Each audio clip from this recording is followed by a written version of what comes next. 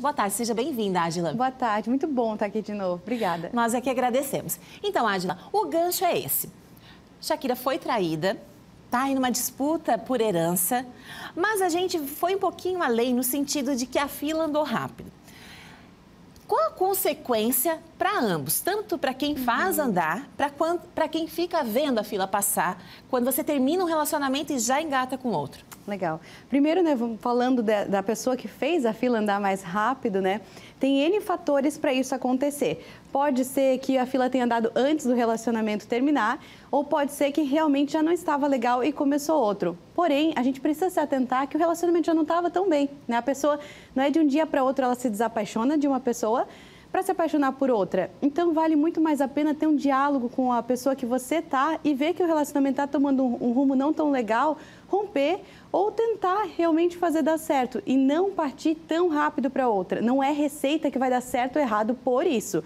Pode dar muito certo engatar em outro relacionamento rápido, mas se você conseguir ter um bom relacionamento, terminar ali e iniciar outro, melhor para ambos. E da outra parte, como que lida com isso? Se tivesse um segredo, Keltrin, assim, para não ter nada, a gente poderia passar, mas principalmente a gente saber viver com desconforto. Existe uma analogia que não é minha, mas é muito conhecida na psicologia, do cacto. Se você pega um cacto e toca nele, você vai sentir o desconforto dos espinhos. Se você apertar, vai sangrar e vai machucar. E os nossos sentimentos desconfortáveis são assim. A gente pode entrar em contato e sentir a dor, é necessário. Agora, se você mergulhar naquela dor, você se aprofundar, ficar stalkeando, por exemplo, o ex, aquilo vai sangrar e vai doer. Então, sinta a dor, chora mesmo, busca estar perto de quem você ama, de quem te ama, para conseguir ressignificar isso que aconteceu. E acusar outra parte, por exemplo, né, no caso homem e mulher, o homem já está com outra, acusar aquela terceira pessoa também não vai ajudar muito, né? Não. A gente sempre tenta focar na solução. Não é que não vai passar pelo pensamento. Quem dera se nós conseguíssemos controlar todos os nossos pensamentos, né? Mas acusar outra pessoa não vai resolver o problema. Quando nós pensamos em solução de problema, em habilidades sociais, a gente tenta achar o que eu vou fazer para melhorar. Acusar outra pessoa vai me ajudar? Não vai. E digo isso porque tem um outro caso, a gente que acompanha as redes sociais, do ator Vitor Pegoraro e também da Rayane Dias. Eu não lembro o sobrenome da Rayane, mas é uma atriz famosa também. E ele tinha um casamento de 12 anos, essa Rayane era inclusive amiga do casal. E aí, assim que ele terminou, um mês depois, ele já está morando com a Rayane, está feliz, né? Divulgou isso.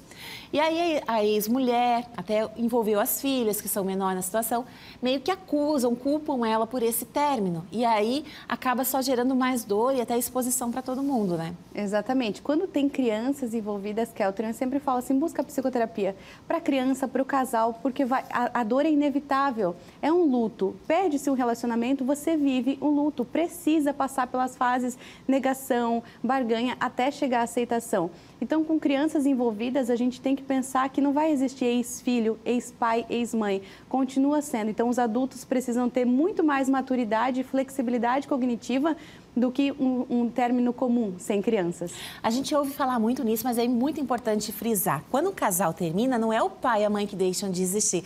E normalmente se puxa o filho para o meio, né? Porque teu pai nos abandonou, porque tua mãe quis viver outra vida. E aí isso pode ter uma complicação, assim, dá um nó na cabeça da criança sem fim.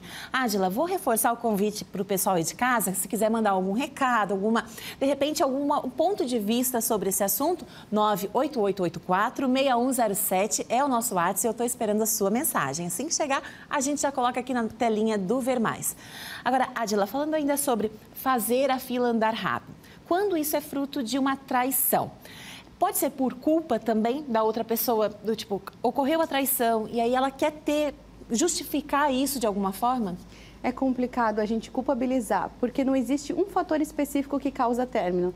Né? Sempre a gente tenta achar, foi isso que causou tal situação, foi aquilo, mas nunca é uma situação só. Então é muito complexo nós acharmos uma causalidade não implica, né, no término. Então não vale a pena acusar, né? Vale a pena cada um assumir o seu papel, errei aqui, você errou ali, maturidade. E é muito difícil, porque nessa hora a maturidade ela fica de lado e vem os sentimentos. Culpar o outro pela traição não vale a pena. Agora, pessoa terminou, o outro fez a fila andar e depois quis voltar.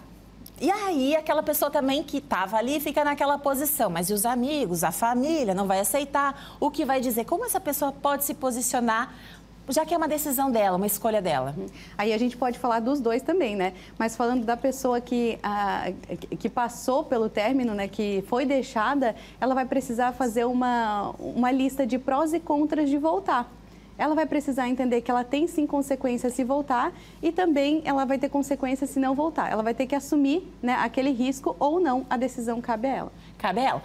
Me parece que chegou uma mensagem pra gente, então temos... Não tem? Então tá, mas pode continuar mandando. Por isso era a minha dúvida se havia chegado quando o Eduardo comentou aqui comigo. Agora, voltando, Adila, sobre essa questão de tomar decisões.